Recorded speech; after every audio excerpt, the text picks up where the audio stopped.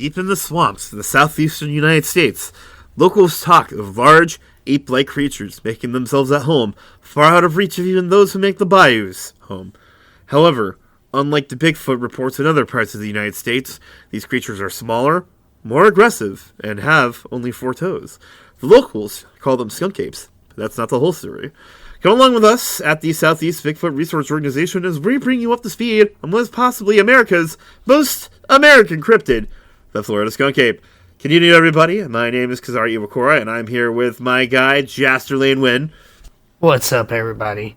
And we're getting into our second episode of our new season of recording, and I'm pretty excited because our creative process is becoming a lot more involved as we make these episodes. We used to slap these things together in like 10 minutes, and now we spend a good afternoon researching stuff and, refining our notes before we come in here. And I know that sounds like, oh, that should be the bare minimum you guys are doing, but like, I'm just excited because we love this stuff. And we're putting more into I would also say that we do have a good 20 to 30 hour research process before the draft gets revised.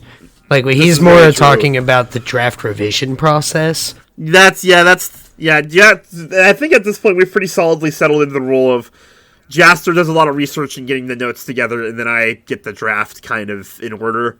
So, although that said, I actually did add a little bit to the evidence pile this week, and I'm really excited to talk about that. So, let's just jump right into the bog water, shall we? Yeah, because it's rough. And the reason why I'm saying the bog water, because, we quickly found out when we were researching the skunk ape is that it's very murky territory. Unlike, the normal, typical, run-of-the-mill Sasquatch, where there's a lot of hypotheses that are generally agreed upon by researchers, the skunk ape seems to be very contested, we found out. Yes, very much so. Like, the evidence pile is the murkiest we've ever seen. Like, more so than even the places that you wouldn't expect to find Bigfoot. Like, I would say, it's weirder than finding evidence in Afghanistan or in Indonesia or in Japan. This is one of the wildest places we've ever done research for, 100%. To the point where we didn't even really know where to really start. Yeah, there's a lot of silt and pond scum we had to sift through before we could really settle on something to talk about. For instance, bringing this up since we're not going to be talking about it in the episode, the infamous Myakka skunk ape photo, which is the skunk ape photograph. People to this day still don't know where the heck it came from. And there's been multiple claims over the years. I remember a while back, there was this really big, theory it came from some Japanese costume shop or something like that. And then people followed that, and they were like, where did that claim come from? So, and I think there's a guy running around right now. At least a couple of years ago, this guy started cropping up. Like, I was finding it.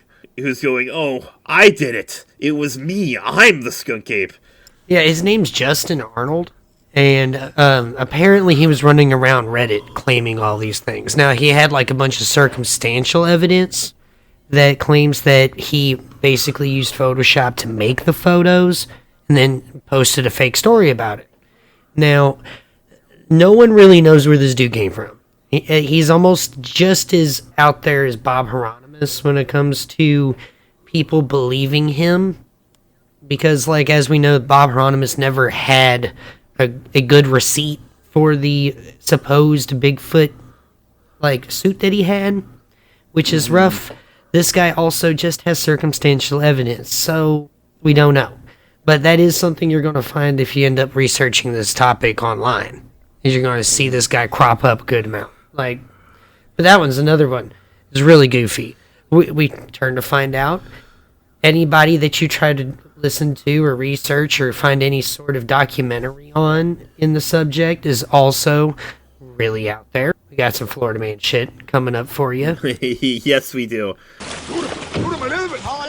No recollection of that happening at all. At all. This store sells some good liquor. And I drank a lot of it that night. The viral video shows Robbie Stratton running through a convenience store with an alligator in his hands.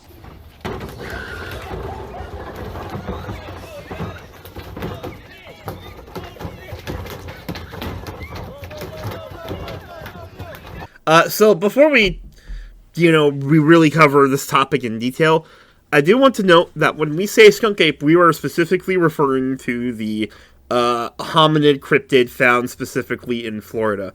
There are Sasquatches that are found in swampy bayou-like areas as well, in Louisiana, Mississippi, here in Alabama, as well as in Tennessee. Just for the sake of the difference for, splitting hairs, we're going to call them swamp apes. And this will be our skunk ape, even though, honestly, realistically, We're probably looking at the similar creatures. we are, but We'll get into it. It's goofy. So, yeah, we'll talk about that next time. welcome to episode 2 of Bigfoot Geography, season 2, everybody. The Florida skunk ape. Now, Kaz. Yeah, so we actually went looking for where the term skunk ape originated, and I was able to track down a mention of it being printed in a newspaper in the early 1970s. The Pensacola News, specifically the August 9th issue from 1971, and I was actually able to find an archive of it and find the exact page the article was printed on. Article, editing Jaster, if you could throw that up here for me, I'd really appreciate it. But this is the kicker. In the article, the term seems to already be established. So, at the very least, this is the first printed mention of the name. But if the article is anything to go off of, then the name had been around for at least 50 years by that point and been being used by trappers and fishers alike. Which, you see that in places where people have been inhabiting way before technology got to them.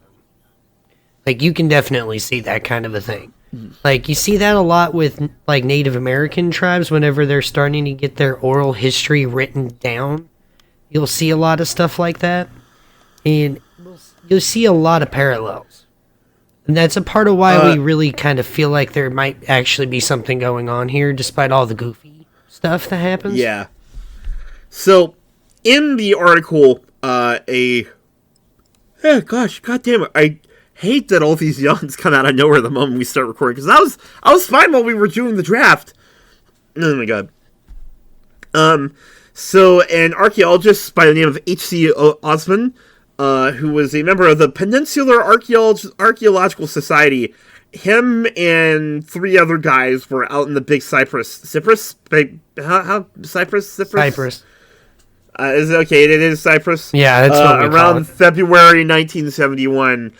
Okay, no, my bad. He said 5. They were digging for Native American relics in a mound deep in the swamp, about 80 miles west of Miami, when they encountered, to quote the article, a man-like animal that came within 7 feet of us. It was about 3 in the morning when we heard something moving around outside the tent. We went out there, and it was just standing there looking at us while we stared at it. It didn't stay very long and ran before we could recover from our surprise. We found its tracks the next morning. They are very man-like. I have plaster casts we made from them. The thing we saw that night had a foot 17.5 inches long and 11.5 inches across at the toes. In later trips, we found smaller tracks indicating there are at least 3 of them in that section of the swamp. I think this is really cool. Because this guy was an archaeologist, and then he said, fuck it, I guess I'm a squatcher now. Oh, I know, right? Like, oh my god. Which is just like, that's the kind of, like, scholarly pursuit I love to see. Now, this is the paragraph where we found the mention of the 1920s. He had learned that the skunk ape, named for an offensive smell it seems to give off, was known to trappers and fishermen who penetrated the Big Cypress in the 1920s. Quote him, I haven't heard any Indian legends about it, but I bet we'll find something when we start talking to the Indians. And that leads us to our... there's one other point I want to bring up in the article. Towards the end, Osmond speculates that the skunk ape lives mainly on conch and small lobsters it catches in the brackish waters around its home. And this is the part that made me go, like, made me light up like a Christmas tree, and I got so excited when I read it. I'm also guessing that it might live in caves, although we haven't heard of any caves being found in the Big Cypress. Now, dear listeners, if you will remember from last season, we did have an episode where we discussed a hypothesis about Bigfoot's possibly traveling in cave systems. And when we overlaid a network of cave systems in the U.S. with a map of Bigfoot sightings in the U.S., we drew a pretty interesting conclusion from our observations. And once you know it, there's a lot of sinkhole caves in that region of the United States. So You heard it here kind of first, right? yeah. Now, I'm not going to say, this is evidence that backs up my hypothesis, but it's interesting to see how somebody 50 years ago was speculating the same things that we are now. Mm-hmm. And that the evidence of cave systems just keeps moving and keeps going and keeps going. It's crazy. And the fact that these people are talking about a similar creature to what the Seminole and Miccosukee tribes have, it is also kind of really fun. And yes, they do mention a figure like the Skunk Ape. As you know, we always love when we go to our Native American tribes' folklores. What do they call it, Jaster? I'm not entirely going to be great at this, but the SD Kapkaki? I'm wondering if that second C is silent and it's SD Kapsaki. Yeah, it's basically the furry tall man. Yeah. Which sounds like a Bigfoot to me. You know? Yep. That's kind of fun. Like, the other fun part about this whole situation, and this is the kind of another bigger topic when it comes to Bigfoot research, right? How much the location that you're researching matters when it comes to evidence collection. Because this is a huge pool to dive into. And ironically, marshes are one of the most difficult places to get good evidence. Because of all the water erosion, all the ebb and flow of tide, all of the dense foliage, Spanish moss being an invasive species that's basically swept all the way through the bayou. It's hard to get footprint casts. Unless you're basically half an hour behind whatever made it. It's hard to get good audio because you can basically be 100 yards away from something and you almost can't hear it. And that's because the ground is absorbing sound waves because it's wet. Much better than if it was out in a mountainous area. You're going to have a lot of issues with the humidity and the damp soil collecting footprint casts. There's a lot of layers to this. Yeah. The climate makes it hard. Mm-hmm. Like, being out there in all of the bugs suck. You know what I mean? Yes. Like, let's be honest. That's actually something they also mentioned in the article. Let's see here.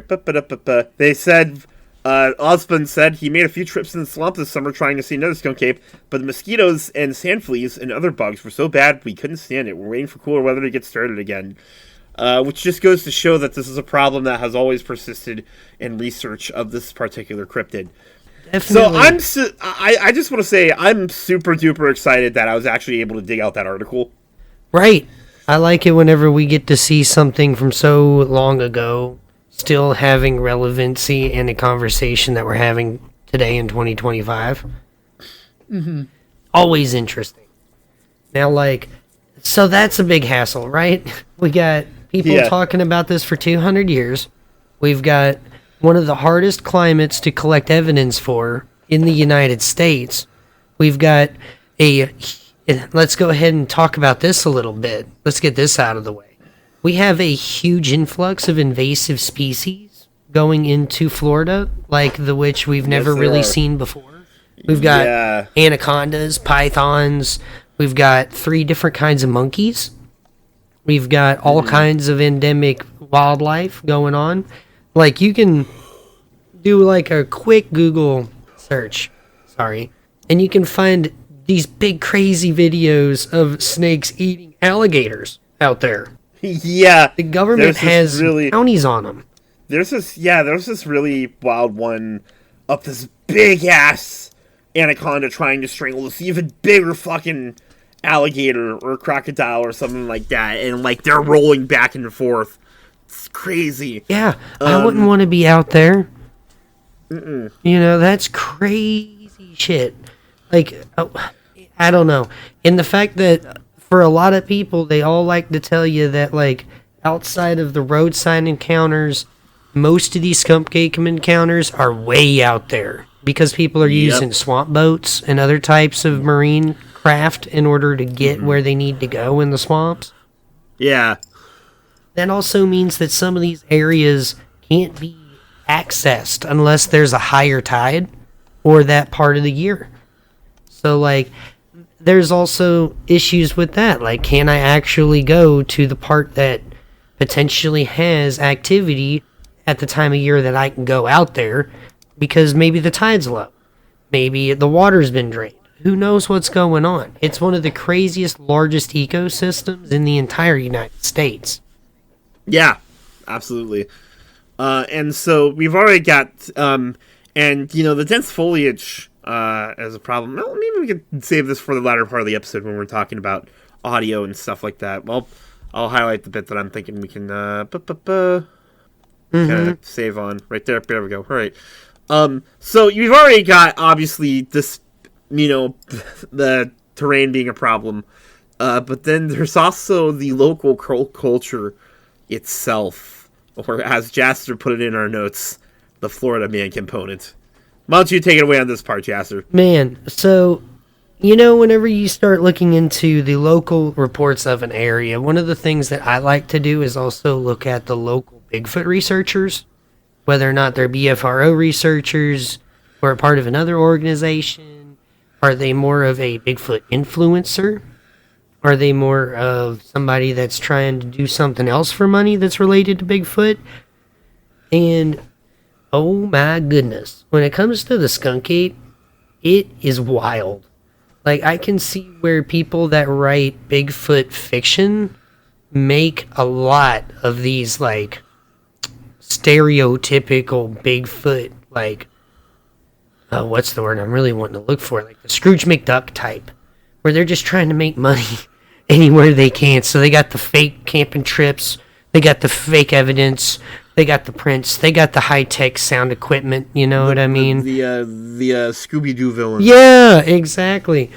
And I don't want to call anybody out, but I do want to bring up one man in particular because he's one of the ones that, like, he's riding this line where, like, he is such a character that if you were to tell me tomorrow that his stuff is all bullshit, I would completely be like, oh, wow, and then go on with the rest of my day. But, like, he's not been outright disproven, despite being one of the most Florida man-type men you can ever find. And his name is David Shealy, okay? Now, Kaz originally sent me his video, okay, when we were like, let's talk about Bigfoot in Florida. No, that's when I think about Skunk Ape, one of the first things I think about is actually Shealy's footage that he recorded in, I think it was 2003. No, it was 2000, actually. I was 2000? looking. Yeah, it was 2000 because the camcorder had a timestamp on it. My goodness. Yeah, camcorder. It's this very distinct clip. Jaster's probably about to drop it in here in editing. Yeah. Of this alleged Skunk Ape figure just hot-footing it through the swamp. And, like, yeah, there's a couple of points in there that's a little goofy in what, like, I think as soon as he sees he's being captured or on video, right? Why does he start doing the patty walk where he starts really swinging his arms around? Right. But he wasn't doing that before. But, like, I think what we really need to talk about isn't necessarily the video, but the fact that, like, everybody just kind of called this goofy, but no one actually went out there to do anything about it until 20 years later. And then that was what, the Mid-Florida Bigfoot Research Organization. And they actually went out there during the same-ish time of year, or at the very least whenever the water is in a similar state as to the video, which is important when it comes to the swamp and recreating anything. The water level is very important, you know? Now, he went and actually redone everything, and what they found was that you can't really make a top speed run anywhere close to how this thing moved across the swamp. Like, they were avoiding injuring themselves, getting bit by wild animals like water moccasins and other snakes that are inhabiting that area, alligators, all kinds of crap. They were like, we were moving so slow trying not to get bit or not trying to do anything. Like, unless, for some crazy reason, you got a meth head out in the middle of Florida running in a monkey suit at full tilt. Man. But, like, there is no way. Like, they couldn't even reach a trot in that swamp. Yeah. Meanwhile, old dude is running at the end of the video. Absolutely. Crazy work. Like, either he had absolutely no qualms about injuring himself, or something else was going on. Mm-hmm. So, it's hard to say. Like, this man's not been disproven, but if you listen to any of his interviews, talk to him in person if you're down there, any of that, because he runs I'm basically calling this a research center / museum, because he does put out a lot of his stuff out on display at the museum. Yes, he does. Yes. He'll talk to you about all kinds of stuff. He'll, like, if you're a research organization, he'll help you go out into areas. Now, like, I also don't know if I like that, because like, what if he's been out there with like some sound speakers or some shit? You know what I mean? Not saying that he's willing to do that, but like, that gives, I don't like the idea of me being a research organization and trying to go to another state and trying to do my own research and somebody else potentially knowing that I'm there. Like, local Bigfoot researchers don't like that idea, because then people can go out there and start beating on trees or making sound blast calls. And that ruins all your actual evidence you're trying to gather, because, crap, you're getting hoaxed. So, that's kind of crazy. I don't know if I like that. The other thing this guy likes to talk about is that the squatches in his particular area, these skunk apes, have 4 toes. Okay? And he's got some photos. I'll throw it up there. I don't know how I feel about those. They've not been disproven, but theory surrounding them, I know I don't like, and it's more of a technical reason. He claims a lot of these things are inbred. Like, there's only like 7 of them in the area that he researches, is what he says.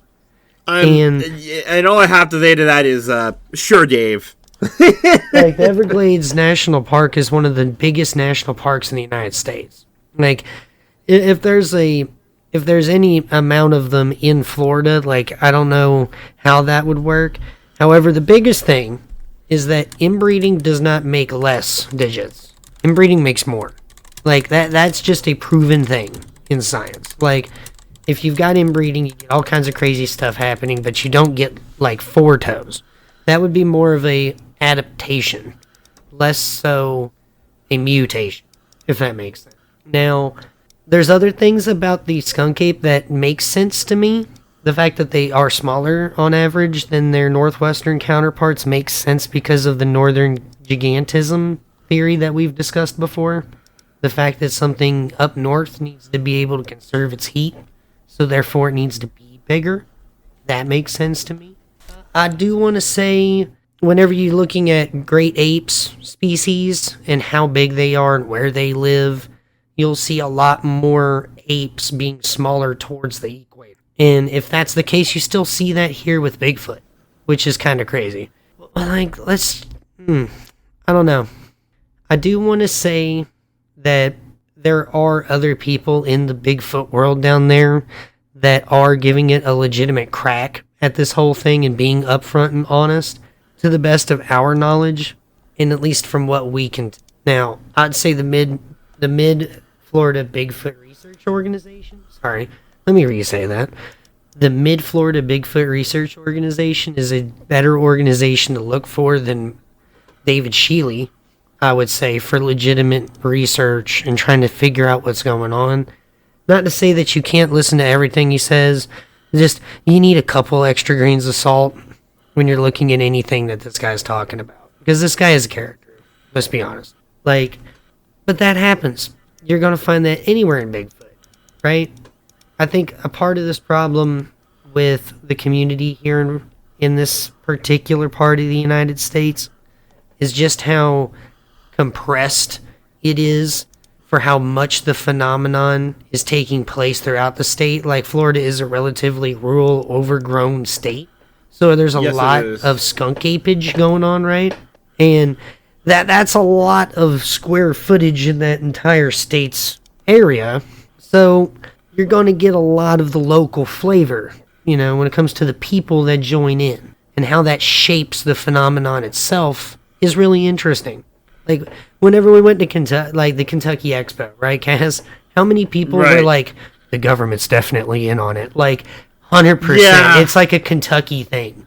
Like, apparently that's a lot of everywhere, but it was definitely here. You know, I would almost say that was a defining factor in what the Bigfoot people are talking about. Every single conversation we had that weekend, save for the guy who said Bigfoot farted in his living room. Never gonna forget that encounter. That was him walking up to us and just pushing that fucking business card into our hands, and then just waltzing off before we could actually have any kind of conversation with him. Made us feel better about not having business cards ourselves. Yeah. I don't want to look like that guy. If any old wahoo, because like there were some actual legitimate researchers out there who had business cards, but like, you know, any old wahoo can, you know, pay to get some printed. And, Canva's not that expensive nowadays. No, it is not. No. Oh my god. That was wild. But I can only imagine going to a Florida Bigfoot convention is going to be crazy. Right? We gotta do crazy. Someday. Oh my god. So, when it comes down to it, we've got a lot of crap. We've got a lot of things going on. So, like, we were like, okay, let's try and refine this search a little bit. Let's try and find something a little more concrete that we can talk about. Like some Bigfoot audio, right? You can find all kinds of Bigfoot audio kind of anywhere. And Florida is kind of an exception here. It's hard to find skunk ape audio, right? Yeah. Really kind of hard, like even on Facebook. I was like, wow, I can't even find it where all the boomers are at. Like, I can find that. Yeah. I can find Bigfoot audio on Facebook all day long. Of just people with it on their live stream or doing something like that and posting it to Facebook, you know? It's a pretty reliable way of finding boots on the ground things to find. Can't find it there. I'm like, oh my god. No. So I keep looking and looking and looking, and I find the BFRO. They've got an expedition that went out in 2006, and they had some recorded audio, some wood knocks, and some howling, which was really cool. Now, that's exactly what I was looking for, right? I go into the spectrogram analysis, and I'm like, okay, not bad. Let's go ahead and check it for wolves, okay? Because to me, it sounded a little canine. So, this broke open a whole new Pandora's box, Cat. Like, I think this is kind of where my notes got really, really esoteric. Okay? Yes. Because I had to sit down with Jaster and really make sense of his notes, because he was half asleep when he wrote the first draft of our notes. Not to mention, I was trying to establish new rules for myself in writing this rule book.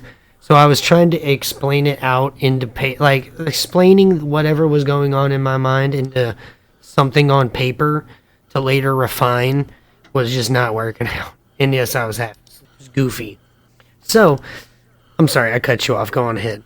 I mean, that's really how that went, you know, like we'll figure it out. It was a rough time. Well, what we came down with was that we've got, like, right now at the present moment 4 real rules to audio analysis when it comes to spectrogram. Give me 1 second, my cat's reading tape.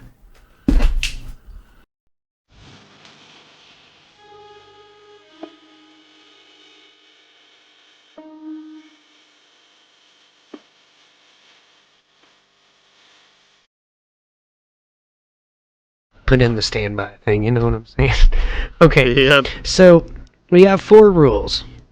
Number 1, there's very little, if any, known animals that can produce a call with 2 active vocal cords. However, The effect this has on a spectrogram looks very similar to when multiple vocalizers make sound at the same time. This can be seen in the Ohio howl. Now, in order for it to be multiple vocal cords without reasonable doubt, the effect must be made when only one vocalizer is present. All right, that's when we can really say, hey, this is dual vocal cords, not multiple things trying to harmonize at the same time. Number 2, animals that can produce a long tone vocalization with little to no variation in hertz frequency are rare, if impossible to find. All right, number 3, finding faked footage through spectrogram analysis is easier than waveform. As long as there is a single intact call in the audio, it's possible to check the evidence for tampering. And finally, audio analysis can be cross-checked with known species ranges and Bigfoot encounter reports to help verify the audio file. Okay? That's what we've been working on so far. Now, because of what we're about to discuss, we're going to have to add an addendum to rule number 2. Okay? So, it looks as though location and distance from a vocalization has a major factor on the quality of a recording and how that affects the spectrogram analysis. The farther a vocalization is from the recording microphone, it's harder to give a positive identification for further research without additional evidence. Now, what do I mean by that? Okay, so when we were talking about this howl, and we were looking into it, we were saying, hey, this kind of sounds a little canine. So we started looking into it, and it turns out that there have been multiple attempts by the government to reintroduce the red wolf into the Deep South, in particular, the swamps, okay? And now, back in the early 2000s, there was a program in North Carolina, that actually won the North American Conservation Award from the Association of Zoos and Aquariums due to the population of wolves in their area crossing over 130 wolves. Now, there's also one out in Florida, out on St. Vincent Island in the Panhandle area. Now, why does that matter? Well, because if a wolf can get out and they have large roaming ranges and they're able to establish themselves and have a stable population, then you have to cross-check every Bigfoot howl that you hear with it possibly being a wolf. And why do we have to do that? Well, we got some Bigfoot analysis that we're going to go ahead and talk about here in a second, but beforehand we're going to pass it on into the post-editing me, so that way I can give you all a little bit more of a rundown. So, we're going to get back to it after we've done that. Hey everybody, welcome to the KOR Live editing booth. It's pretty much the same thing as the recording booth, but whatever. And I'm here to try and show y'all a little bit more about what we do here with spectrogram analysis and why all this is so important, okay? So, the very top line that we've got right here, I'm going to go ahead and highlight it for everybody. This is the Florida howl that the BFRO had taken from their expedition that we've been talking about here in the episode, okay? This has been a little bit while after the holidays and everything, so it's been a second since I've been in the recording booth. I do apologize about that. What I do want to show you guys, however, is how big of a difference distance makes whenever making any sort of spectrogram analysis, okay? Now, I'm going to go ahead and play the BFRO howl really quick, so that way we all understand what we got going on here.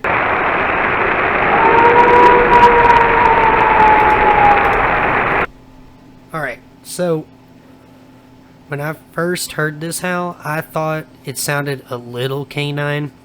I'm not going to lie.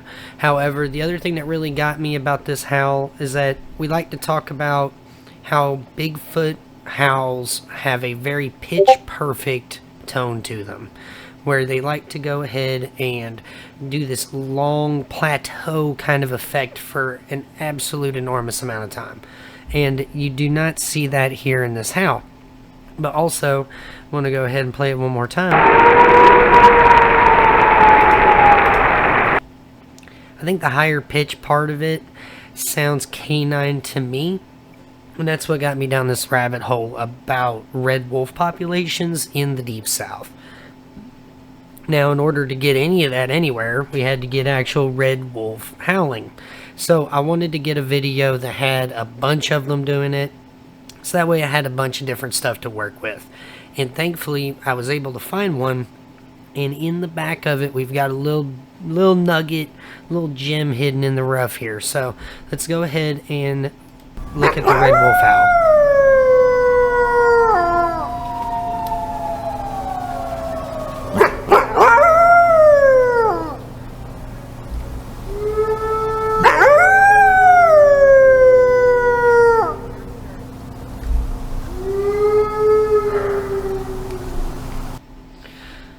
You hear that guy in the back?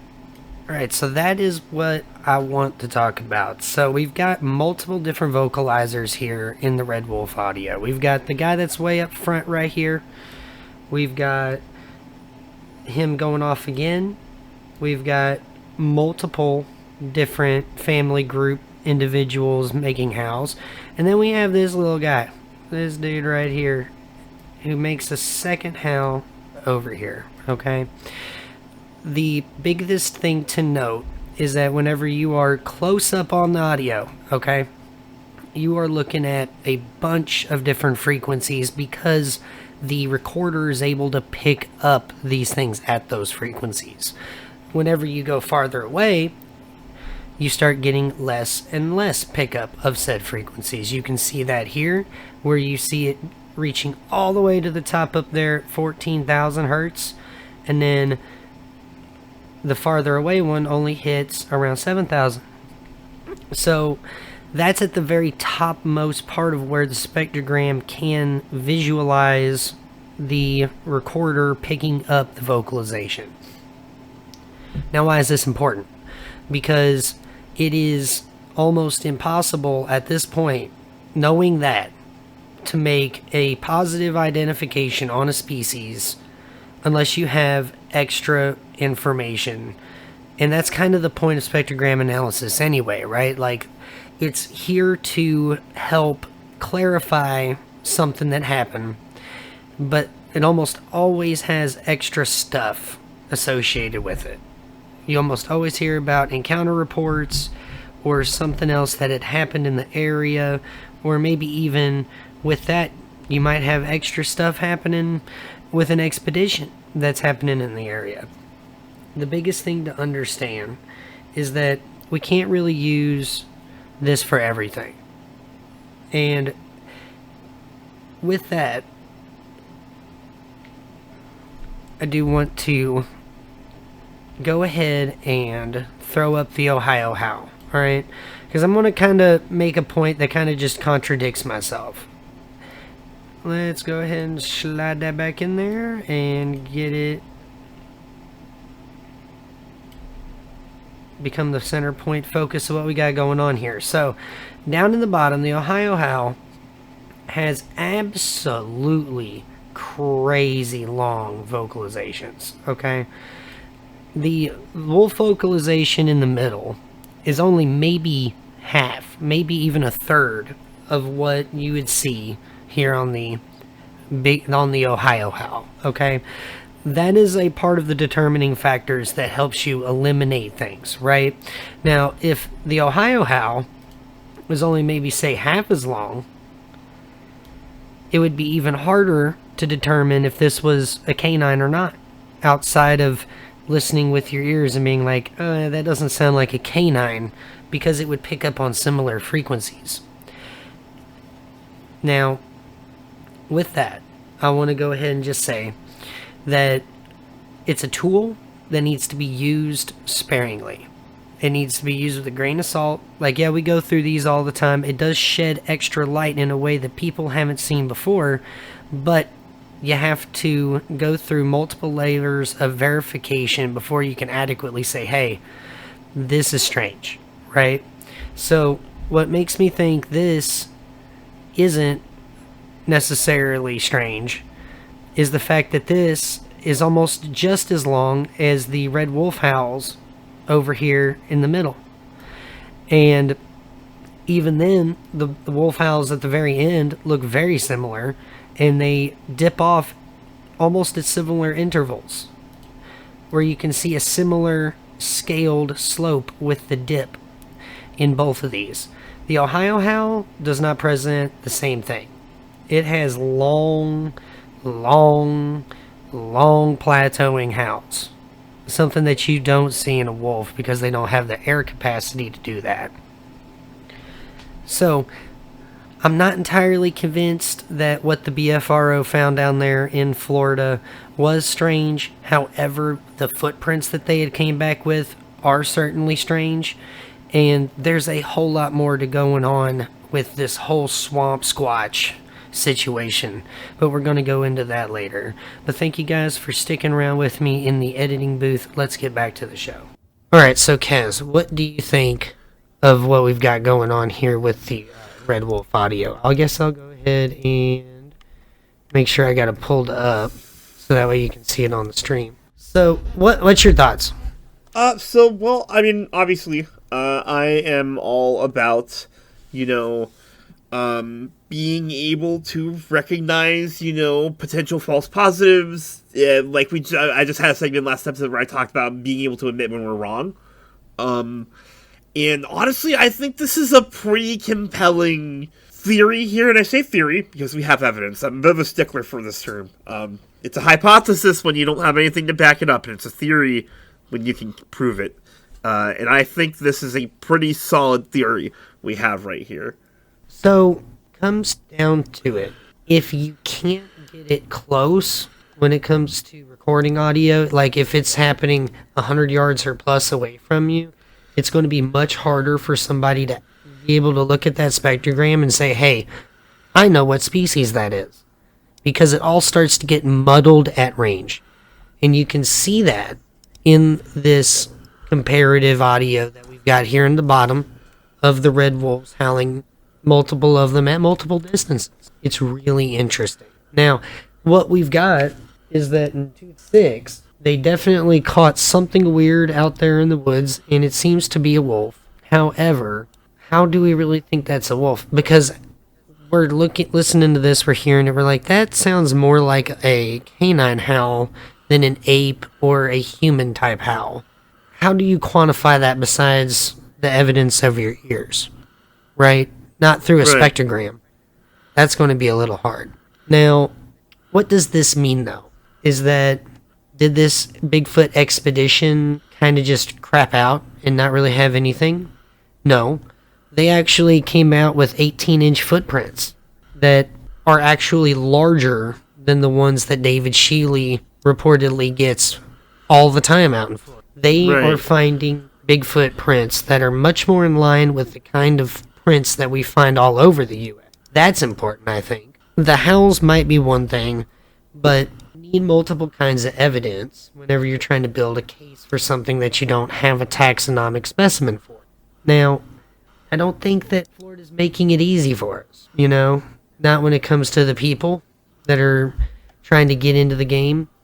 Not for all of the different content creators that are out there trying to make stuff happen for them. And, I can get the hustle, I understand it.